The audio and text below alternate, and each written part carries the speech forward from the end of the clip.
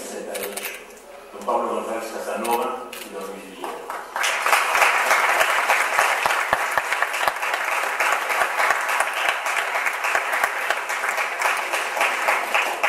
A dos de los nuestros. A Eladio Villanueva Sarabia, muerto después de cumplir su deber, regresando de una reunión de trabajadores. Por varios años, secretario general de la Confederación General del Trabajo del Estado Español, sindicalista revolucionario, heredero de la mejor tradición del sindicalismo revolucionario de los años 30. Enamorado de la lucha zapatista, fue un factor no únicamente para la solidaridad con las comunidades indígenas, sino para mirarse en su espejo. Eladio, amigo, compañero, formabas parte de los irreductibles, de los insumisos, de los subversivos. Tu recuerdo está en nuestro corazón. A Calixto Tlacotzi Meléndez, bracero indígena de la montaña de la Malinche, en San Pedro Tlacuapan, Tlaxcala. Murió el lunes 16 de noviembre y las palabras que sus familiares le escucharon antes del deceso fueron: avisen a su comandante insurgente Marcos que cumplí, que no me vendí, que no me rendí, que no me dejé engañar. Sus compañeros de la Asamblea Nacional de Braceros agregaron: el compañero murió en pie de lucha y morir sin rendirnos. De esa estirpe era nuestro compañero Calixto, de esa estirpe son nuestros compañeros braceros. En el seminario de hace 2 años, en memoria de Andrés Coahuil, maestro estudiante, compañero de las comunidades zapatistas rebeldes, en su primera intervención, el subcomandante insurgente Marcos terminaba su participación poniendo en el centro del debate 7 tesis. Las últimas 4 decían: 4. El capitalismo no tiene como destino inevitable su autodestrucción, a menos que incluya al mundo entero. Las versiones apocalípticas sobre el sistema capitalista, sobre que el sistema colapsará por sí mismo, son erróneas. Como indígenas, llevamos varios siglos escuchando profecías en ese sentido. 5. La destrucción del sistema capitalista solo se realizará si uno o muchos movimientos lo enfrentan y derrocan en su núcleo central, es decir, en la propiedad privada de los medios de producción y de cambio. 6. Las transformaciones reales de una sociedad, es decir, de las relaciones sociales en un momento histórico, como bien lo señalaba Wallerstein en algunos de sus textos, son las que van dirigidas contra el sistema en su conjunto. Actualmente no son posibles los parches o las reformas. En cambio, son posibles y necesarios los movimientos antisistémicos. 7. Las grandes transformaciones no empiezan arriba ni con hechos monumentales y épicos, sino con movimientos pequeños en su forma y que aparecen como irrelevantes para el político y el analista de arriba. La historia no se transforma a partir de plazas llenas o muchedumbres indignadas, sino como lo señala Carlos Aguirre Rojas, a partir de la conciencia organizada de grupos y colectivos que se conocen y reconocen mutuamente, abajo y a la izquierda, y construye otra política. Hasta aquí la cita del subcomandante y subcomandante Marcos. 2 años después, quisiera abordar estas 4 tesis, buscar su desarrollo y tratar de ubicar lo que desde mi particular perspectiva representa uno de los rasgos centrales del proyecto zapatista. 1. Hace muchos años, un socialista norteamericano, Hal Draper, escribió un pequeño panfleto titulado Las 2 armas del socialismo. En él realizaba un análisis histórico de las 2 formas de entender la lucha por la construcción del socialismo, una desde arriba y otra desde abajo. Él concluía: desde el comienzo de la sociedad han existido un sinfín de teorías, no va a ser lo mismo que don Pablo, con así probando que la tiranía es inevitable y que la libertad en democracia es imposible. No hay otra ideología más conveniente para una clase dominante y para sus intelectuales lacayos. Se trata de predicciones autosatisfechas, ya que ellas solamente son ciertas mientras son tomadas como ciertas. En último análisis, el único camino de demostrar su falsedad es la lucha misma. Esta lucha desde abajo nunca ha sido detenida por las teorías desde arriba y ha cambiado el mundo una y otra vez. Escoger cualquiera de las formas del socialismo desde arriba es mirar hacia atrás, al viejo mundo. Escoger el camino del socialismo desde abajo es afirmar el comienzo de un nuevo mundo. Hasta aquí la cita. En el fondo, aquí se ubica el debate central que hoy se expresa en el conjunto del pensamiento de izquierda. No era un debate mal formulado, abstracto y profundamente histórico sobre el poder, en el que por un lado algunos confunden tomar el poder con ganar elecciones, aunque se mantenga intacta la lógica interna del capital, es decir, la explotación, el incremento del trabajo abstracto, la autovalorización del capital, el despojo, es decir, la permanente lucha por separar a los productores de los medios de producción, el desprecio en el que se persigue al que piensa, se viste, vive o es diferente, y la represión al mantener intocada la vieja estructura burocrática del Estado oligárquico o dictatorial, la policía y el ejército. O, por otro lado, los que ubican la lucha contra el capitalismo únicamente como gestos y símbolos. Hoy dejo de creer en el capital y por lo tanto me desenchufo de él. Este día no voy a trabajar, hoy no siembro, como si el trabajador en su cotidianidad pudiera tener opciones de esa naturaleza. El problema del poder es algo muy serio que no puede ser banalizado, ni por aquellos que se dicen revolucionarios y se la pasan planeando la próxima participación electoral para ver si por fin pasan del 5%, ni por aquellos que dicen representar la revolución con minúsculas y hacen una teoría cerrada de la intuición ética zapatista de no luchar por el poder para acabar en la semi-paralización de una subjetividad abstracta y casi siempre ajena a la lucha de los de abajo. La renuncia zapatista a tomar el poder es una decisión ética y política, pero eso no quiere decir dejar de luchar por generar una nueva relación social en la cual el que mande lo haga obedeciendo, donde el poder no sea ejercido por una nueva casta sacerdotal que haga de la información el monopolio de su poder, donde no existe una clase política con intereses materiales especiales. El debate sobre las dos almas del pensamiento de izquierda se refiere a dos visiones no únicamente del proceso de organización de la lucha social, sino al vivo funcionamiento del sistema de dominación. La crisis actual, de la que hablamos hace 2 años, ha puesto otra vez en el tapete de la discusión el tema de estas dos almas. Si pudiéramos hacer un resumen de lo que se promueve desde la izquierda frente a esta crisis, podríamos decir que los reformistas ya no promueven ninguna reforma de verdad. Se trata del reformismo sin reforma. Y los revolucionarios son los que promueven una salida reformista, revolucionarios reformistas, que buscan dotar al Estado de viejas herramientas que fueron útiles en el paréntesis que abrió la dictadura del dinero inmediatamente después de la gran revolución rusa, que ahora algunos quieren ridiculizar como un simple golpe de Estado. Un golpe de Estado que puso a temblar a Wall Street, a la City londinense, a la Bourse de París, que hizo que cambiara la forma del Estado y que llenó de esperanza a millones de seres humanos por todo el mundo. El problema que tienen esas visiones es que no entienden cuál es el corazón de la dominación capitalista. El problema no es si la propiedad es privada o estatal, si el Estado está al servicio de una burguesía parasitaria. Eso lo sabemos bien en México. El petróleo estatizado no fue una herramienta para la sociedad en contra de la burguesía.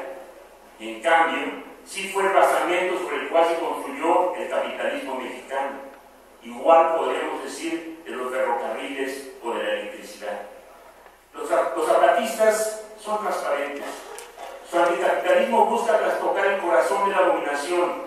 No le temen a la frase expropiación de los medios de producción, de comunicación y de la tierra para regresar a la mano de los campesinos. Y esto se debe a que no hay mucho espacio para donde hacerse. Decididamente, la fase actual del capitalismo ha expropiado los derechos de la vida misma. Los fenómenos de expropiación se han multiplicado y amplificado en todas partes. Se ha expropiado a la gente de sus derechos fundamentales, en tanto que el recurso humano no tiene derecho a la existencia más que en función de su rentabilidad y de lo que se llama empleabilidad, concepto que ha reemplazado al derecho del trabajo. Y a la política y al Estado se les ha privado de su papel fundamental de poder de regulación, de representación, de control y de legitimación, por supuesto democrático. Este papel ha sido confiado a las finanzas y a la tecnocracia.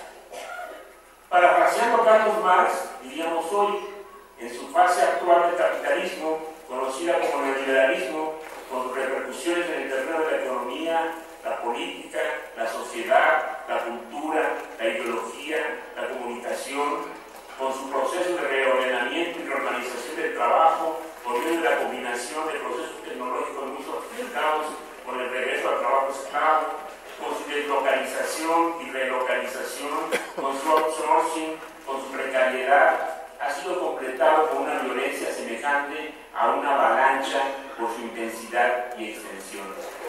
Todos los límites de la moral y la naturaleza, la edad y el sexo, el día y la noche, todas las coyunturas y los esqueletos de todas las instituciones que se construyeron en el origen del capitalismo crujen y se desmoronan. Como piel de víbora, yacen en el suelo, en especial la democracia representativa. El gran fraude del Obama's Dream no es sino la más espectacular demostración. El capital celebra sus orgías, todo lo sólido se desvanece en el aire. 2. En especial la argamasa de las instituciones estatales se ha desmoronado. En la actual fase que vive el capitalismo, representa el punto más alto al que se llegó, pero también el origen de una crisis que no puede y no debe ser reducida a su vertiente económica, ya que ésta deja de lado una serie de aspectos claves que definen los rasgos característicos de esa fase: la redefinición del Estado Nacional y, por lo tanto, la redefinición del concepto de soberanía en sus dos vertientes: redefinición del proceso productivo y redefinición del espacio territorial del capital, con la virtual eliminación del espacio homogéneo del Estado Nacional, la ruptura de la cadena territorio-Estado-riqueza, la conversión de territorios ubicados fundamentalmente en tal o cual país en factores productivos, la lógica de la internacionalización del capital. De alguna manera se trata de la subsunción del territorio al capital, la agudización de la contradicción trabajo vivo, trabajo muerto, y por lo tanto el incremento de la terciarización del trabajo, la crisis de la pareja fábrica-estado, fábrica-ciudad, para pasar a la nueva pareja territorio-capital. Estos son algunos de los rasgos más importantes, sin dejar de mencionar que la esencia básica del capitalismo es la competencia y la eliminación del otro. Por lo tanto, es un sistema que vive y se desarrolla en función de crisis permanente. La crisis es el caldo de cultivo de vida de este sistema. Pero por eso hay que tener cuidado con todas esas interpretaciones que nos ubican en un sistema armónico y estable, donde parece que todo ha sido planeado y ejecutado a la perfección, donde la lógica de las corporaciones ya subordinó todas las viejas contradicciones. El capitalismo necesita para su existencia seguir generando mercancías, entre otras, la fundamental, la fuerza de trabajo. No puede sobrevivir únicamente con la especulación financiera. Una de las contradicciones más grandes a las que se enfrenta es que el nivel de desarrollo de las fuerzas productivas se podría permitir, por el nivel de desarrollo de las fuerzas productivas, se podría permitir sustituir una buena parte de la fuerza de trabajo. La reducción de la jornada de trabajo podría ser aún más drástica de lo que había sido. Pero el viejo problema de la realización de las mercancías sigue presuponiendo la existencia del trabajo vivo. Esto es solamente un ejemplo para señalar que en la búsqueda de los rasgos distintivos de la actual fase del capitalismo no podemos olvidar que existen una serie de elementos centrales que no tan solo no han cambiado, sino que se han recrudecido.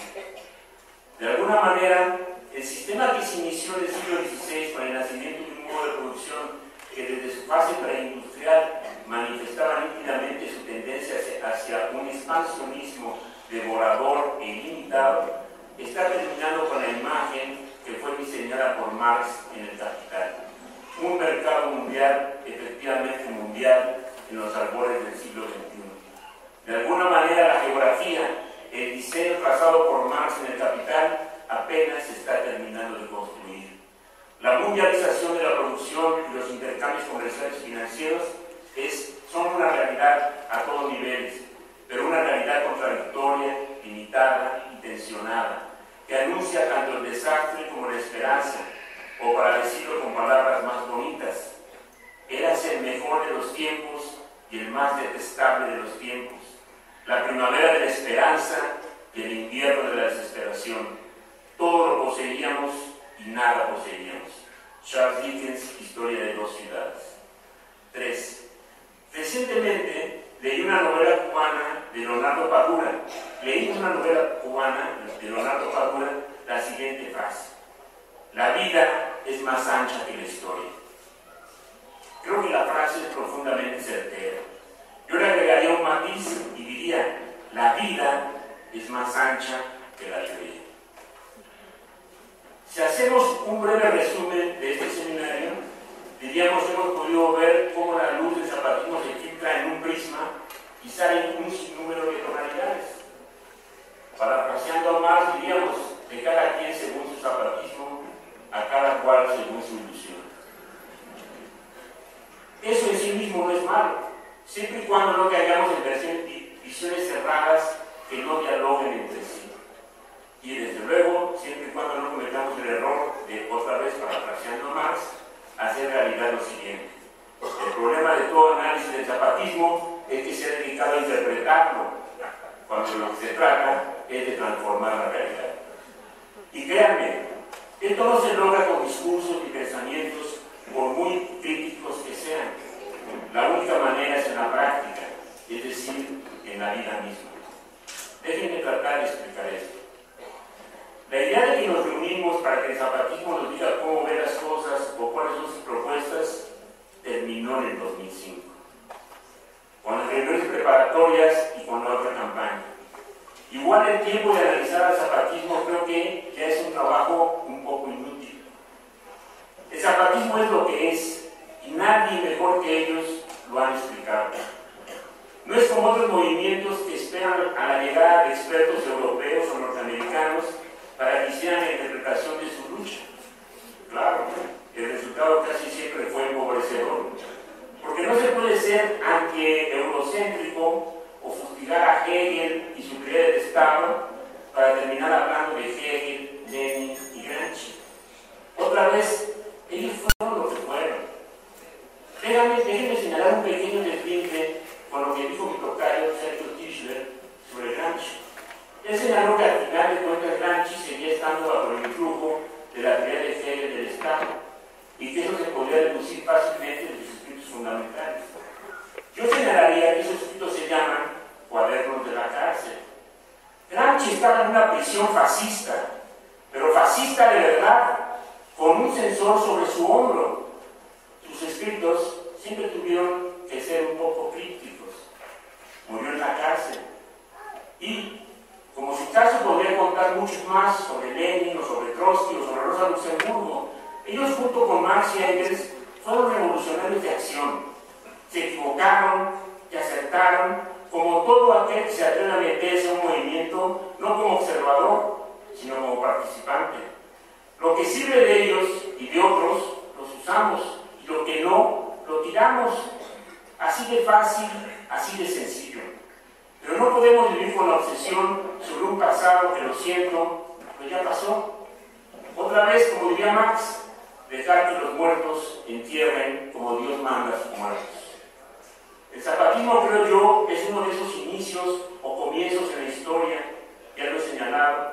Esos verdaderos nuevos comienzos han sido varios: la Revolución Francesa, la Revolución de Independencia en México, la Comuna de París, la Revolución de 1910 en México, la Revolución Rusa de 1917, la Revolución China de 1949-50, la Revolución Cubana de 1959. La virtud que tienen esos comienzos es que se puede dialogar con ellos sin necesidad de juzgarlos, ponerlos en el tribunal y sentenciarlos. Se pueden entender como parte de esta larga lucha de la humanidad por poner en sus manos el control de sus destinos. Dialogar con ellos es bueno, de vez en vez. Mirar sus ojos y sonreírnos con Lenin, Rosa y Che es bueno. El consejo del filósofo Spinoza sigue siendo válido: ni reír ni llorar, sino comprender. O mejor aún, reír, llorar, amar, comprender, pero sobre todo luchar. 4. Nosotros. En el calendario zapatista, que no es igual al del dinero ni al de la clase política, como para exorcizar el 2010, se renueva la Cocopa y lanza un desplegado que hace elogios tanto al César como a Dios. Es decir, se decide a seguir haciendo el ridículo a costa del erario de la nación. Bueno, en ese calendario de los zapatistas, en el 2005, en un texto titulado La imposible geometría del poder, se señalaba explícitamente lo que hoy está sucediendo con la clase política de todos los partidos políticos. Y se anunciaba que si los medios de comunicación se embarcaban en esa lógica, perderían cualquier credibilidad. El ejemplo del diario La Jornada, publicando de manera vergonzante, es decir, no en su primera plana, la supuesta rendición de los zapatistas, no es un ejemplo de ese proceso. En ese texto se daba a entender que el zapatismo iba a dar un nuevo salto, en el texto de su mamá de Marx. Luego escribió una no despedida, que al final parece que sí lo era, a la señora sociedad civil. El zapatismo ahora buscaba no establecer vínculos de solidaridad con todos, sino vínculos de compañerismo con los explotados, despojados, despreciados y reprimidos de México y del mundo. Así ha venido surgiendo un nosotros nuevo. Un nosotros que ya no espera a que el zapatismo nos diga qué hacer, ni el momento del hacer. Hace unos días oímos la magnífica intervención de la compañera Mercedes, aquí presente, sobre la lucha de las mujeres. Esa carta, yo creo que es mi interpretación, no era Andrés Ortiz nada más, era todos nosotros. Y definía un nosotros nuevo, porque avanzaba en una creación, en algo que es necesario hacer y que todos deberíamos hacer. Un nosotros que camina no atrás, no adelante, sino al lado de los zapatistas, de compañero a compañero. Un nosotros que puede ver los ojos de las comunidades zapatistas en rebeldía y ya puede sostener la mirada. Un nosotros que entiende y respeta el silencio zapatista, porque ellos han ganado el derecho a hablar, pero también a callar, y casi siempre después de un silencio prolongado, algo fuerte suena. No es como el ruido permanente de la clase política que busca hacer hablar a los zapatistas, ya sea filtrando que se rindieron o ya sea comunicando las bondades de las juntas de buen gobierno. Y uno se pregunta, ¿por qué si se dice que son tan buenas, esos políticos por lo menos deberían dejar de cobrar las fortunas que se les pagan por ser representantes populares?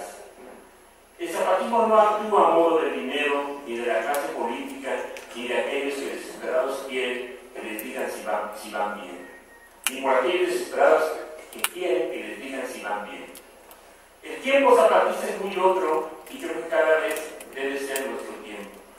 El espacio ya está claro, se ubica abajo y a la izquierda, el lugar donde la gente trabaja manual o intelectualmente, donde lo que se posee se ve inmediatamente, la fuerza de trabajo, en la fábrica, en el campo, en las escuelas, en la esquina del barrio, en los mercados públicos, en la sierra, en el llano, en el comercio informal, en la calle, ahora permanentemente vigilada por cámaras de espionaje en la Ciudad de México, al mismo tiempo que Marcelo Ebrard y su consorte sueñan que el Zócalo de la Ciudad de México es el Rockefeller Center o el Champs-Élysées. Y que si no hay nieve, no importa, lo inventamos, como se inventa una realidad de un gobierno preocupado por los pobres, que organiza consultas para saber si se sube el pasaje del metro sin hacer la pregunta concreta.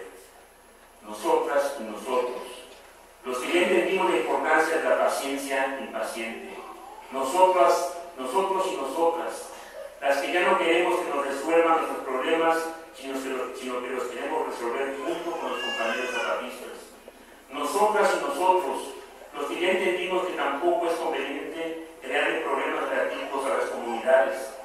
Nosotras y nosotros, los que vivimos en la frontera del aguante, en el margen de la sociedad, pero esos márgenes son cada vez más grandes y el centro es cada vez más pequeño. De hecho, es un punto donde se aglutinan los 30 grupos financieros y la clase política. Nosotras y nosotros, los condenados de la tierra, los sin techo, los sin tierra, los sin papeles, los no body, los sin cuerpo, nosotros y nosotras, los que en todo el mundo decidimos que nuestros lugares entre los de abajo. En este inicio del 2010 podemos decir con cierto orgullo, estamos listos. Costó mucho, nos equivocamos demasiado, tuvimos que aprender a desaprender, pero aquí estamos a su lado, compañeros zapatistas. Estamos frente a un nuevo discurso y una nueva práctica de la rebeldía, y esta no se ha elaborado por un caudillo, un dirigente o un partido o incluso un ejército rebelde ni un subcomandante. Puede contar con el zapatismo y con su jefe militar, el subcomandante Vicente Marcos, pero debe ser trabajada entre muchas y entre diferentes.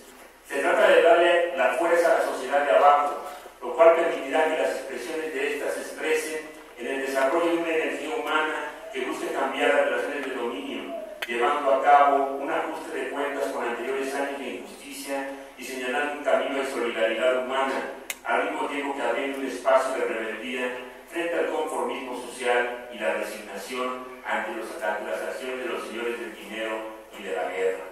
Representa una dinámica de rebelión contra la injusticia, la mentira, la intolerancia, el despotismo, la insolidaridad.